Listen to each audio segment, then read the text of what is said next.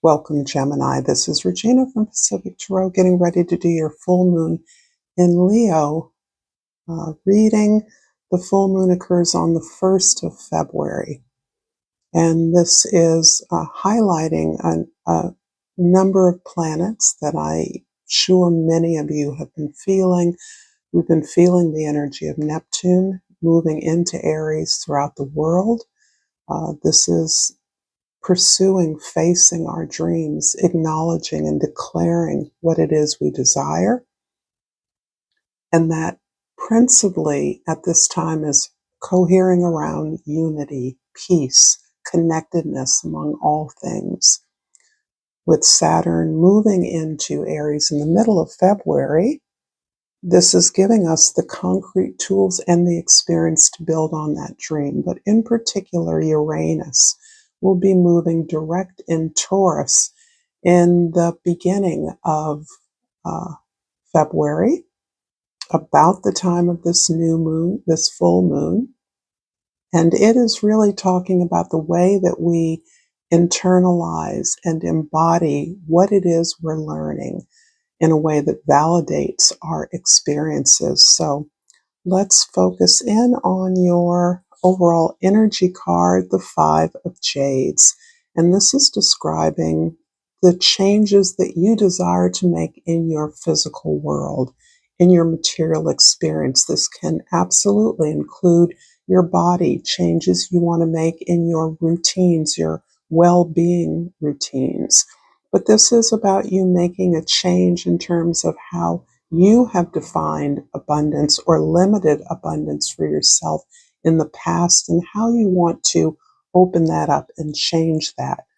Be more expansive and in greater alignment with the opportunities that you are seeing around you at this time. I have pulled an Egyptian sacred animal oracle, and it is the Oryx number 27, which reduces down to a 9. And I'm just realizing I didn't have all my lights turned on, so I'm going to do that as we speak.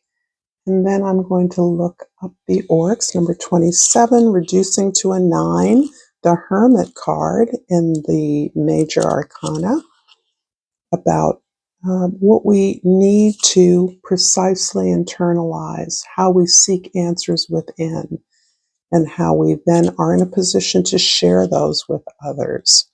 So number 27, the keywords are resilience and adaptability. The Oryx, a desert antelope, is associated with Set, god of chaos and storms, representing the disorderly forces of nature. Because the Oryx inhabits deserts and arid regions, considered the realm of Set as character. Its character symbolizes the ability to live in harsh and hostile environments.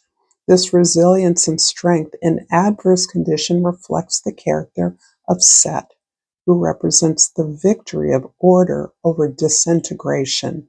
As a symbol of resilience in the desert, the Oryx encourages you to overcome obstacles with agility and find creative solutions. Embrace your inner strength and adaptability in the face of the most difficult challenges. Remain confident, maintain a balance between order and chaos, and stay determined, adaptable, and optimistic on your path to success and personal fulfillment. It sounds like a prescription that we're experiencing globally, as well as in our spiritual, personal life and growth. And for the Soul's Journey Oracle, I pulled the Change card. I understand that nothing can grow or evolve without movement. And this is precisely the energy that you're bringing, the action you're bringing to your desires to change your physical situation. By that I mean, of course, improve, enhance, recognizing opportunities you never recognized before. In the 10th house, we have the 5 of Swords, another 5. And this is really going a little more deeply into the way that you're thinking about figuring out how these circumstances quite likely expectations of others have limited you, how they have habitually created doubt in you about your own capacity and the things that you want to, that you aspire to. There is a story here of a critical parent, partner, loved one, or environment in which you were shot down. Instead of encouraging the seed of creative solutions that you put forward, you were told that they were not enough. You quite possibly were told you were not enough. And you're really working at understanding more deeply why you have allowed the voices of others, the experience of others to limit you, recognizing that these things, in effect, simply blocked you from things that you wanted to do. They really didn't change what you wanted, but they discouraged you from believing that you could accomplish them. So you are really looking at that and recognizing that you may be in particularly a professional environment, a work environment, a community, or even a family that is really dominating your idea of who you can be and what your ambitions should be. In the first house, the Six of Cups talks about really you uh, deeply remembering. And this is remembering a gift or a talent that you naturally have.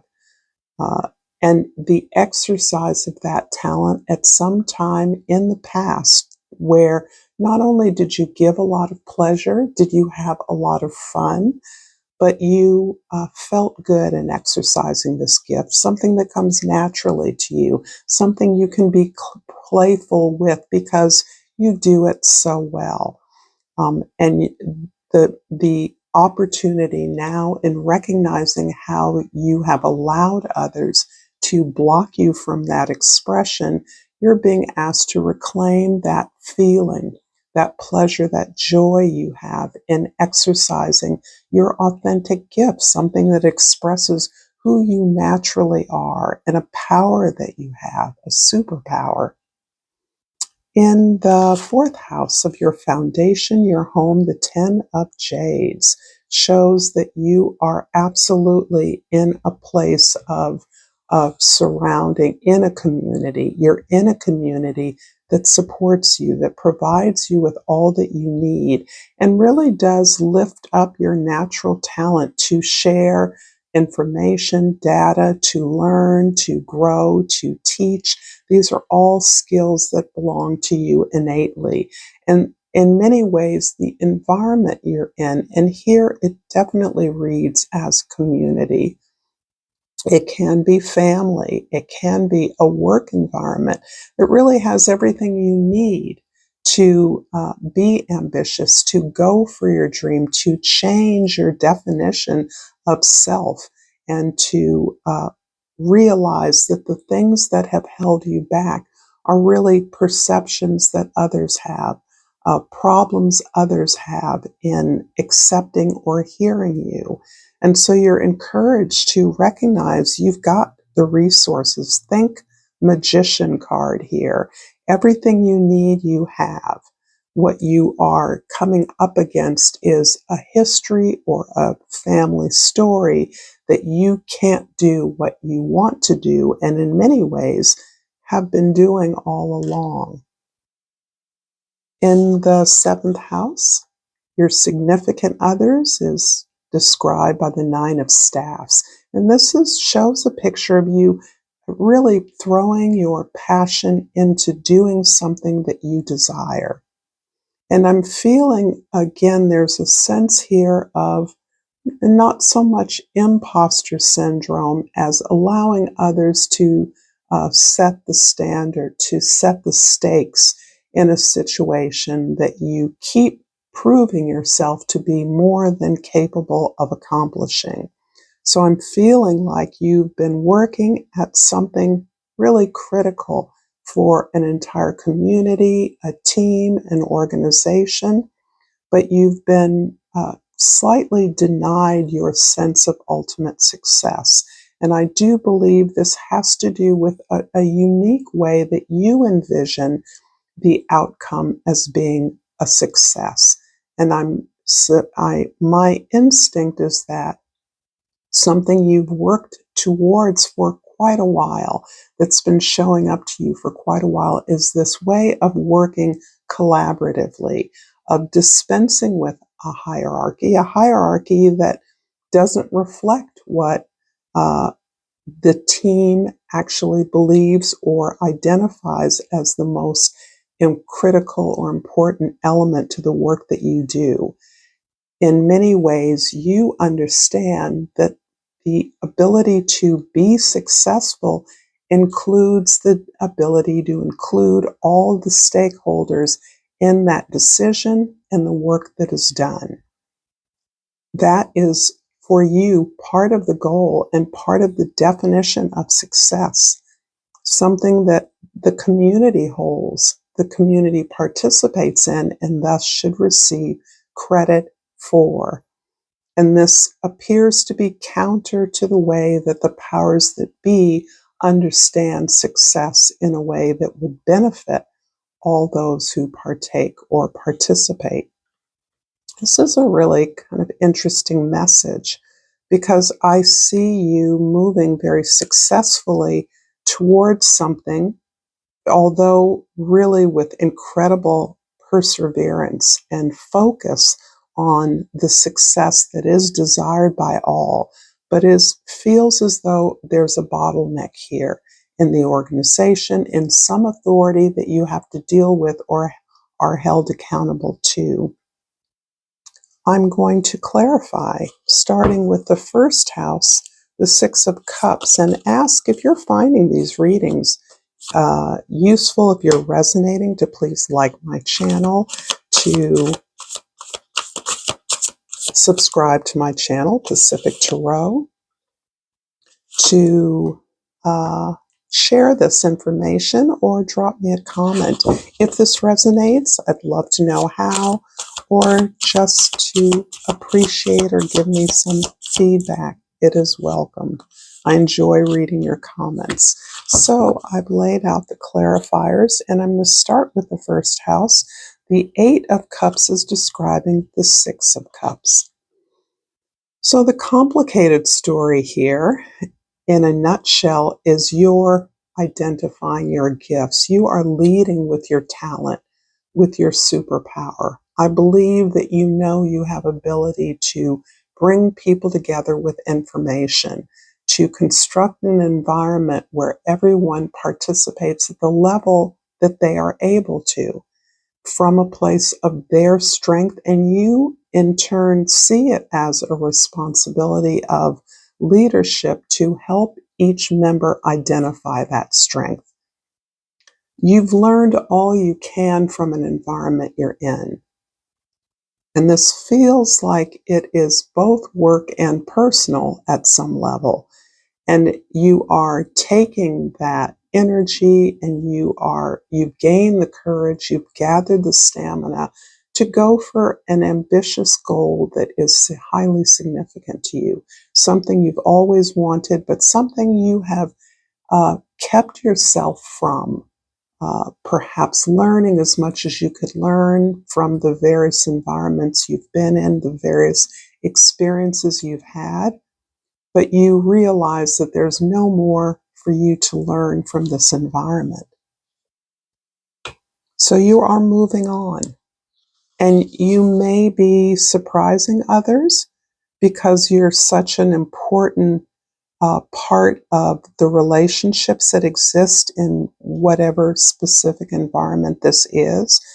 But you are not leaving people. You are simply moving towards a significant accomplishment. The Ten of Jades in the fourth house, clarified by the Chariot card, is really about your understanding that some kind of model that exists in your community, something that grounds you. It can be your family. It can be aspects of your chosen or selective family. It can be a community you belong to, or a group, some association. But that provides you with the model of working together, sharing resources, amplifying what you have, being innovative as a team that you want to promote. That is what you realize is the vehicle that you can use to focus in on the success, the ambition that you're pursuing.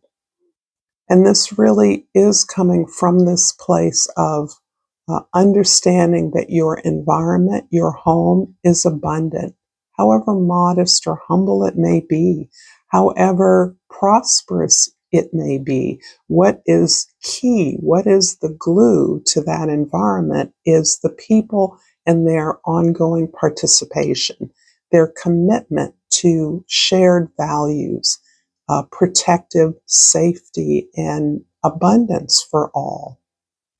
So these are spiritual values that you recognize are part of your vision of any success, any advancement you want to achieve, any ambition that you're pursuing. And in order to pursue that, you recognize that you cannot be all things to all people. You cannot maintain or sustain the level of participation, leadership, interaction that is currently demanded of you in order to exercise your talent, to build this foundation, to replicate this model in a way that will be productive for you. In the seventh house, the King of Swords is clarifying the Nine of Staffs. So you are really looking at this as part of pursuing a truth that may be rather harsh for you. I see that you have consistently given your all in an environment. You've thrown everything that you have into being successful, carrying out your responsibilities and obligations, doing your part in a way that models that work ethic for others. I don't believe you see any more that you can do, any place else that you can rise to. And you're recognizing that the harsh truth for you is that you may need to break off on your own to reach the success that you have already contributed to, that you've already built. It almost feels like you are perhaps establishing your own business as an example, and you are taking or people that you work with are following you as an example. Perhaps you are working within a partnership or a team in which you recognize that your goal, your truth, what you see as just, and that justice includes success, but success for all those involved. You don't see success as something that is just for you, particularly as you have invested so much energy, so much passion into the current effort that you are making. In the 10th house, the Five of Swords is clarified by the 10 of Wands and is really repeating the idea that you actually have been the de facto leadership of an organization, an effort, or a team that you're a part of, that you've been carrying the lion's share of the responsibility. You've achieved it, you've fulfilled your end, and you're still not getting the recognition, the credit, the reward that you know you have earned. And you're understanding now that it's not for lack of effort, it's not for lack of work or fulfilling the expectations that you and the team have put forward, that it really is the sense that you haven't allowed yourself to claim your vision. You have consistently been blocked because you are allowing others to have the final say, to edit your successes, to reframe your successes in a way that reinforces that you haven't done enough. And this feels like an experience. I mentioned earlier the magician. I'm getting a kind of reverse trickster energy here, not necessarily by you, but by those who understand how you are motivated for the greater good. And by continually holding out the possibility that something can change in your favor, in alignment with how you see success, you are consistently kind of baited and switched. There's always another thing left to do to get the ultimate success that you've already earned and yet are not seeing the rewards of. I'm going to pull a rest card. This is a really kind of complicated message in my view, and it really does bear on natural talents that you have and your ability to not only experience or express them, I believe you're doing that, but receive the recognition you are due to claim your leadership, your authority, in whatever way you see it as possible. And that may mean for many of you leaving it aside. I pulled 2 rest cards inadvertently, and so I'm going to read them both. I will sit down and daydream. Your rest practice is about more than naps. Daydreaming opens up a moment to tap into possibility, hope, and imagination. Find a place to daydream right now. Sit or lie comfortably. Accept the invitation to go into a portal of care and invention. Trust your daydreams. And the other card reads, rest is a lifelong practice. I like this. Wow, there's a bunch stuck here, but I'm not going to take that. What if you rejoiced at the beauty of this being a lifelong, meticulous love practice? What if you listened to what your body is trying to tell you? What if you took your time more and more? What if the way to healing is waiting for you in a nap? What if you accepted that you don't have to fully unravel from grind culture immediately? I love this. I think this is consistent with what I'm hearing for you.